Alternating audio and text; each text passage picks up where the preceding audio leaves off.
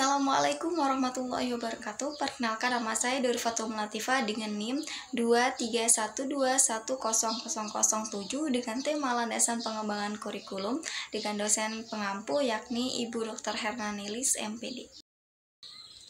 Nah, menurut Honmi, landasan adalah suatu gagasan atau kepercayaan yang menjadi sandaran, suatu prinsip yang mendasari. Maka landasan pengembangan kurikulum itu dapat diartikan sebagai suatu gagasan, suatu asumsi atau prinsip yang menjadi sandaran atau titik tolak dalam pengembangan kurikulum. Nah, menurut Nasution dalam bukunya Pengembangan Kurikulum, yaitu asas filosofis yang pada hakikatnya itu menentukan tujuan umum pendidikan, asas sosiologis yang memberikan dasar untuk menentukan apa yang akan dipelajari sesuai dengan kebutuhan masyarakat, kebudayaan, dan perkembangan ilmu pengetahuan teknologi. Ada juga asas organisatoris yang memberikan dasar-dasar dalam membentuk bagaimana sih bahan pelajaran itu disusun. Nah, selanjutnya yakni tujuan. Tujuan yang pertama itu memberikan arah dan juga tujuan pendidikan. Yang kedua, memenuhi kebutuhan peserta didik.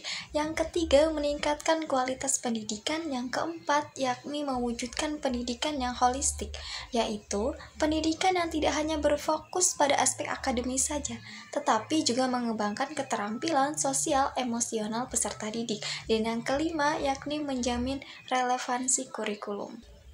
Nah, manfaatnya yaitu yang pertama memberikan dasar yang kuat dalam perancangan kurikulum, yang kedua meningkatkan kualitas pembelajaran, yang ketiga meningkatkan daya saing bangsa, dan yang keempat meningkatkan kualitas pembelajaran melalui integrasi teknologi. Yang kedua yakni landasan filosofis, ialah asumsi-asumsi ataupun rumusan yang didapatkan dari hasil berpikir secara mendalam, analisis logis, dan juga sistematis. Maka filosofis ini itu dalam merencanakan, melaksanakan, membina, dan juga mengembangkan kurikulum.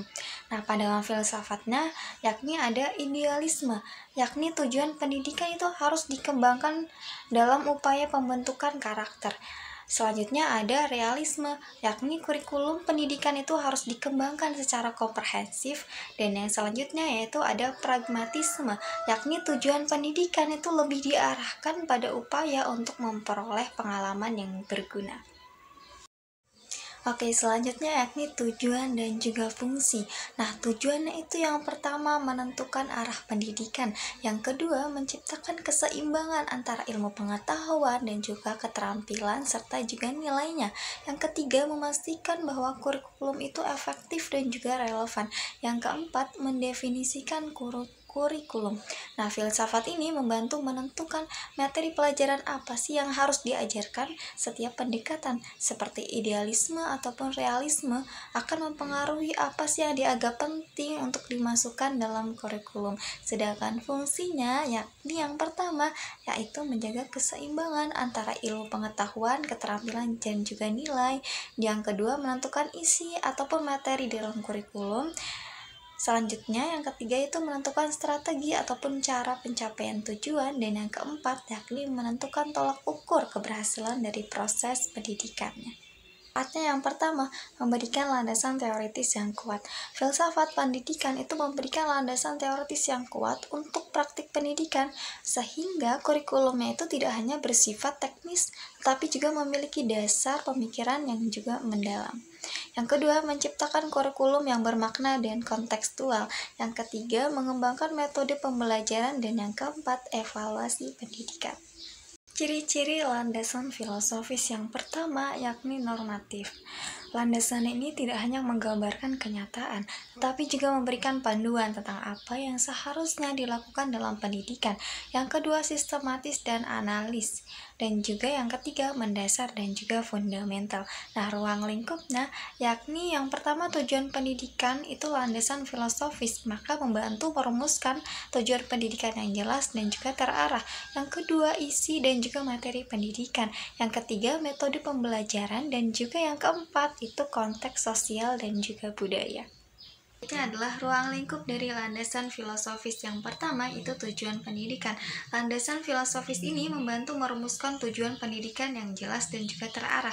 Yang kedua, isi dan juga materi pendidikan. Yang ketiga, metode pembelajaran, dan yang keempat adalah konteks sosial dan juga budaya. Oke, selanjutnya macam-macam landasan filosofis dalam pengembangan kurikulum, yakni mencakup berbagai pandangan yang mempengaruhi tujuan, isi, dan juga metode pendidikan. Ada idealisme, yakni menekankan pada pengembangan karakter dan juga nilai-nilai moral. Yang kedua, ada realisme, yakni mengedepankan pendekatan komprehensif, di mana kurikulum ini mencakup pengetahuan dari sains, sosial, dan juga pengetahuan lainnya. Selanjutnya ada pragmatisme. Filosofis ini menekankan pada relevansi dan juga aplikasi praktis dari pengetahuan. Ada juga eksistensialisme, yakni menekankan pada kebebasan individu dan juga pencarian makna dalam hidup. Ada juga humanisme, berfokus pada pengembangan potensi individu dan juga penghargaan terhadap keunikan siswa. Oke, yang ketiga yakni landasan psikologis. Maka landasan psikologis ini adalah dasar-dasar pemikiran yang berhubungan dengan perilaku, perkembangan, dan juga proses belajar. Tujuannya yakni yang pertama untuk menyesuaikan dengan kebutuhan peserta didik, yang kedua mengatasi masalah pembelajaran, dan juga yang ketiga menciptakan proses pembelajaran yang lebih efektif. Oke, selanjutnya adalah fungsi. Fungsinya itu yang pertama memandu pemilihan materi yang sesuai dengan perkembangan siswa. Yang kedua, pengelolaan kelas yang efektif untuk menciptakan lingkungan belajar yang positif. Yang ketiga, adaptif kurikulum untuk memenuhi kebutuhan siswa yang beragam. Yang keempat, pengembangan metode pembelajaran yang efektif. Nah, manfaatnya yakni psikologi ini memberikan manfaat yang sangat besar dalam pengembangan kurikulum, karena dengan memahami aspek psikologi, maka peserta didik ini kurikulum dapat dirancang untuk lebih efektif, inklusif, dan juga bermakna. Karena psikologis itu membantu memastikan bahwa kurikulum ini tidak hanya fokus pada pencapaian akademis, tetapi juga pada pengembangan potensi, karakter, kesejahteraan peserta didik secara holistik. Ciri-ciri pada landasan psikologis yang pertama, berfokus pada perkembangan peserta didik. Landasan psikologis ini menekankan pentingnya untuk memahami karakteristik dan juga tahapan perkembangan peserta didik. Yang kedua, berfokus pada bagaimana peserta didik belajar dan juga teori-teori belajar seperti behavioristik, kognitif, dan juga humanistik itu menjadi dasar dalam menentukan metode pengajaran yang efektif serta strategi pembelajaran yang relevan. Ruang lingkup dan juga macam-macam dari landasan. Yang pertama, ruang lingkup, yaitu ada analisis kebutuhan peserta didik, ada juga pemilihan strategi dan juga metode pembelajaran, ada juga pengembangan sistem evaluasi, dan juga psikologi ini memberikan wawasan tentang bagaimana pengembangan kompetensi guru dalam menerapkan prinsip-prinsip psikologi dalam pembelajaran. Selanjutnya, yakni macam-macam landasan. Yang pertama ada landasan psikologi pengembangan, yang kedua psikologi belajar, yang ketiga psikologi sosial, yang keempat psikologi kognitif, yang kelima psikologi emosional, dan yang keenam yakni psikologi lingkungan belajar. Selanjutnya, alasan menerapkan landasan psikologis dalam proses pengembangan kurikulum karena dengan landasan psikologis ini diharapkan dapat diupayakan pendidikan yang dilaksanakan secara relevan dengan hakikat peserta didik, baik penyesuaian dari segi materi, bahan yang harus dipelajari oleh peserta didik, maupun dari segi penyampaian dan juga proses belajar serta penyesuaian diri terhadap unsur-unsur upaya pendidikan lainnya. Oke, landasan sosiologis. Nah, landasan sosiologis dalam pengembangan kurikulum adalah kerangka berpikir dan juga pondasi pengembangan rancangan pendidikan yang mempertimbangkan bagaimana kurikulum ini dapat berkontribusi pada pengembangan individu dan masyarakat secara keseluruhan. Jadi landasan sosiologis ini adalah suatu ide gitu, gimana sih caranya kurikulum ini dapat membantu berkontribusi pada perkembangan individu, jadi kayak membantu individu dan juga masyarakat itu secara keseluruhan. Selanjutnya adalah tujuan dan juga fungsi dari landasan sosiologis ini. Nah, tujuannya itu yang pertama menyesuaikan kurikulum dengan kebutuhan masyarakat. Yang kedua, mempersiapkan peserta didik untuk kehidupan bermasyarakat. Dan yang ketiga, itu mengintegrasikan nilai-nilai sosial dan juga budaya. Maka fungsinya itu adalah yang pertama, sebagai acuan dalam merancang kurikulum yang realitas dengan sosial budaya masyarakat. Yang kedua, membentuk identitas sosial budaya peserta didik. Dan yang ketiga, itu menyesuaikan kurikulum dengan perubahan sosial. Manfaat dari landasan sosiologis itu yang pertama, membantu merancang metode pembelajaran yang lebih efektif termasuk penggunaan strategi pembelajaran yang sesuai dengan latar belakang sosial siswa. Yang kedua, mampu memperkuat ikatan sosial dan juga membangun masyarakat yang lebih kohesif. Yang ketiga yakni sistem pendidikan itu dapat lebih adaptif. Ciri-ciri landasan sosiologis. Yang pertama, kurikulum itu didasarkan pada nilai-nilai budaya yang dijunjung tinggi oleh masyarakat. Nilai-nilai ini dapat berupa nilai-nilai moral, etika, agama, tradisi, ataupun norma-norma sosial. Nah, kurikulum itu harus membantu siswa untuk memahami dan juga mengamalkan nilai-nilai budaya tersebut. Yang kedua, mendorong partisipasi aktif dalam masyarakat.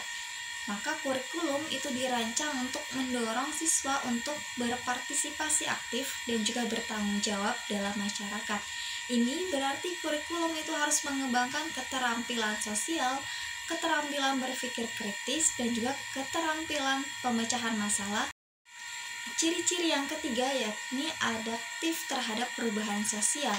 Yang keempat, mengintegrasikan pengalaman sosial. Maka kurikulum itu harus mengintegrasikan pengalaman sosial siswa ke dalam proses pembelajaran.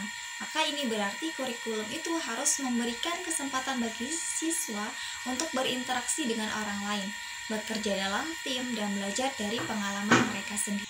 Ruang lingkup landasan sosiologis. Dalam perkembangan kurikulum itu mencakup berbagai aspek yang berkaitan dengan interaksi sosial dan juga dinamika masyarakat. Nah, yang pertama itu ada konteks sosial. Kurikulum itu harus sesuai dengan budaya dan juga tradisi masyarakat tempat pendidikan yang berlangsung. Nah, maka ini penting agar materi yang diajarkan itu relevan.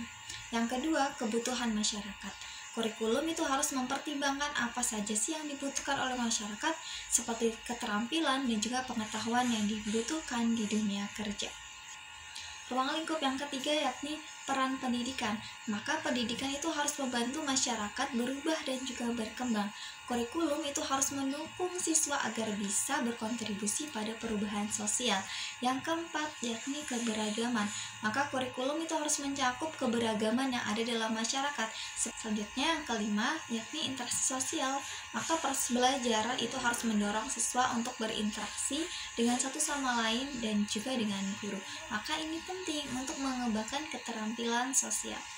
Macam-macam landasan sosiologis dalam pengembangan kurikulum itu merujuk pada aspek-aspek sosial yang mempengaruhi proses perencanaan dan juga pengembangan dari kurikulum tersebut.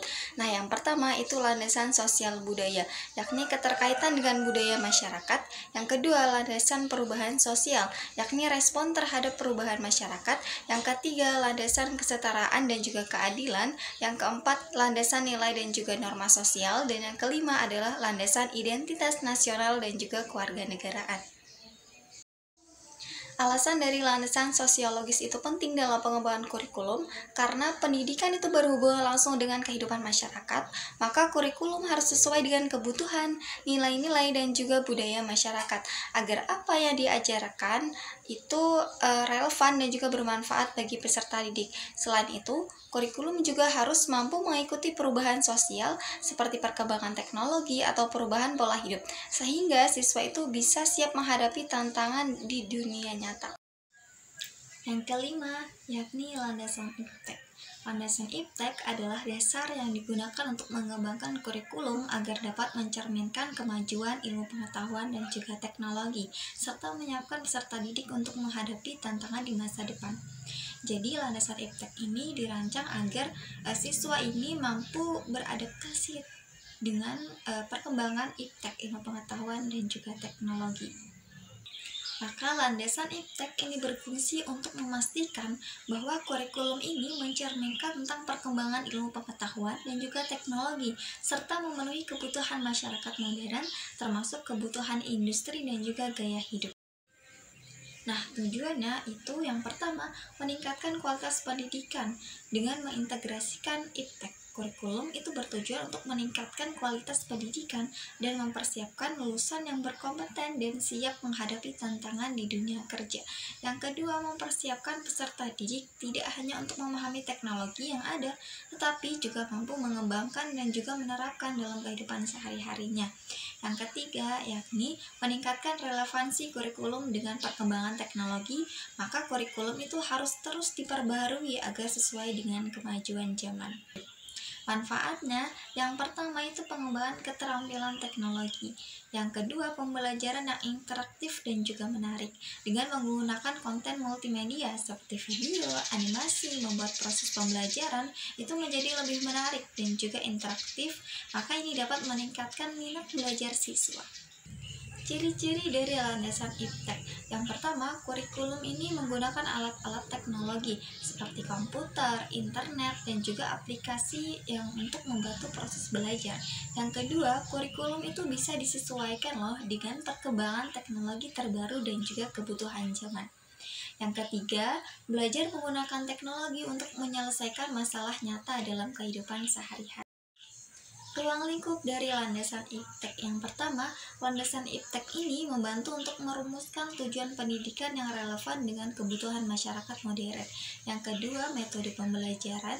Yang ketiga, landasan IPTEK ini mendorong menggunakan metode pembelajaran yang inovatif seperti pembelajaran berbasis proyek, simulasi atau learning yang meningkatkan interaksi dan juga efektivitas belajar. Yang keempat, yaitu sebagai alat pembantu pembelajaran.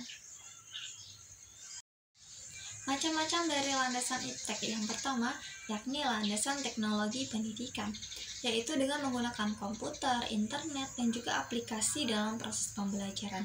Yang kedua adalah landasan pembelajaran online, dan yang ketiga yakni landasan keamanan dan juga privasi digital.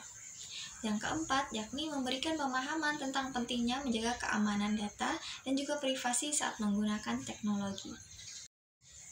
Selanjutnya, yakni alasan dari IPTEK ini dijadikan sebagai landasan dalam pengembangan kurikulum. Itu karena teknologi ini sudah mengubah cara kita hidup dan juga bekerja. Kurikulum berbasis IPTEK ini membantu peserta didik untuk menguasai keterampilan digital seperti menggunakan komputer, internet, serta mempersiapkan mereka untuk masa depan yang penuh dengan inovasi teknologi. Selain itu, teknologi juga membuat belajar itu lebih menarik dan juga mudah diakses, serta sesuai dengan perkembangan zaman. Selanjutnya adalah landasan organisatoris, yaitu ide ataupun prinsip dasar yang digunakan untuk mengatur dan juga menyusun kurikulum agar mudah diajarkan dan juga dipelajari. Fungsinya yakni untuk mencapai tujuan pendidikan secara efisien dengan memperhatikan keterpaduan antara berbagai komponen kurikulum. Tujuannya yakni untuk menciptakan kurikulum yang terstruktur, logis, dan juga mudah diimplementasikan dalam proses pembelajaran. Manfaatnya dari landasan organisatoris ini, yang pertama struktur yang jelas, yang kedua kesesuaian dengan tujuan pembelajaran, yang ketiga menghindari tumpang tindih materi, yang keempat menyesuaikan dengan kurikulum peserta didik. Ciri-ciri dari landasan organisatoris, yang pertama itu sistematis dan juga teratur. Yang kedua, menggunakan prinsip kesinambungan antara keterkaitan antara satu materi dengan materi yang lain. Yang ketiga, yakni kurikulum itu disusun sesuai dengan tingkat perkembangan usia, kemampuan, dan juga kebutuhan peserta didik. Yang selanjutnya yakni fleksibel dan juga adaptif. Yang pertama, yakni kurikulum terpandu. Yang kedua, kurikulum berbasis proyek. Yang ketiga, itu kurikulum berbasis kompetensi. Lingkupnya, yang pertama, itu urutan materi. Menyusun materi dari yang mudah ke yang sulit atau dari dasar ke yang kelanjutan agar peserta didik itu tidak merasa kewalahan. Yang kedua, pengelompokan materi. Yang ketiga, kesinambungan materi. Yang keempat, itu mengatur alokasi waktu dengan sumber daya ataupun buku, alat, teknologi agar proses pembelajaran itu sesuai berjalan dan juga efektif. Yang kelima ada model pembelajaran. Yang keenam ada evaluasi pembelajaran. Nah, alasan dari landasan organisatoris ini adalah penting karena membantu memastikan bahwa kurikulum itu tidak hanya terstruktur dengan baik, tapi juga relevan dan juga dapat diakses oleh siswa. Dengan adanya landasan organisatoris ini, maka proses pembelajaran menjadi lebih sistematis, sehingga memudahkan guru dan juga siswa dalam memahami pelajaran. Baik, mungkin itu saja pemaparan materi tentang landasan pengembangan kurikulum. Terima kasih. Wassalamualaikum warahmatullahi wabarakatuh.